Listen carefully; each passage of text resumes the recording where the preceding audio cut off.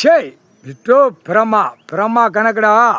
அந்த செத்த பேய் பேப்பர் பணம் வச்சு விளாடுதானா, வீடு மாளிகை கட்டி நாக்க ரெண்டு தோல் இல்லை, இவன் 60 வருஷம் 50 வருஷம் இருப்பான், செத்து போயிடுவான்.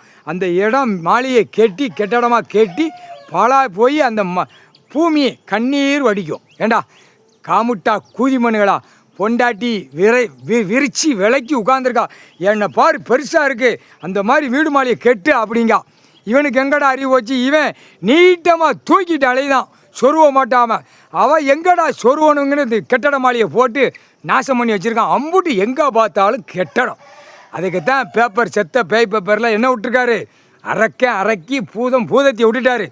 அப்போ அந்த பேப்பரால் அவன் தப்பு செஞ்சது அவன் வீட்டுக்குள்ளே காவு வாங்கும், கை கால் ஒடியும். வீட்டுகளில் அவன் பொண்டாட்டிமார்கள்லாம் மார்க்கத்தில் போவோம், அவன் பொண்டாட்டிமார்கள் கை ஒடியும். அடுத்தாப்புல பூரா பாலாக்கி வச்சு பூரா பூமியிலேருந்து பூரா ரசாயனத்தை விட்டு பாலாக்குதான். அத்தனை அந்த தப்பு செஞ்சதுக்கு தண்டனை வாங்கிட்டு போடா அப்படின்ட்டார் கடவுள். அது மாதிரி அவன் வீட்டில் பூரா கை கால் வராமல் உதறி போவோம், கை கால் இழுத்து போவோம். எல்லாமே இந்த செத்த பேய் பேப்பரை பூதத்தி அரக்கிட்ட கொடுத்துட்டாரு. காவு கொடுத்தாச்சு. அந்த காவுலே இந்த பேப்பரை மானிட பிறவி நசுங்கி போவாடா, சொல்லி முடிஞ்சு போயிடா. இயற்கை சாப்பாடு இயற்கை வளமாக பூமியில் கொடுத்தார். அம்முடி செயற்கை விலையில் இன்னும் உட்கார்ந்துருக்கார் நீதிமான். இன்னும் கேட்கலன்னா அப்போ அடி கொடுக்கணும்ல. அடி கொடுக்க இப்போ கல்லுட்டு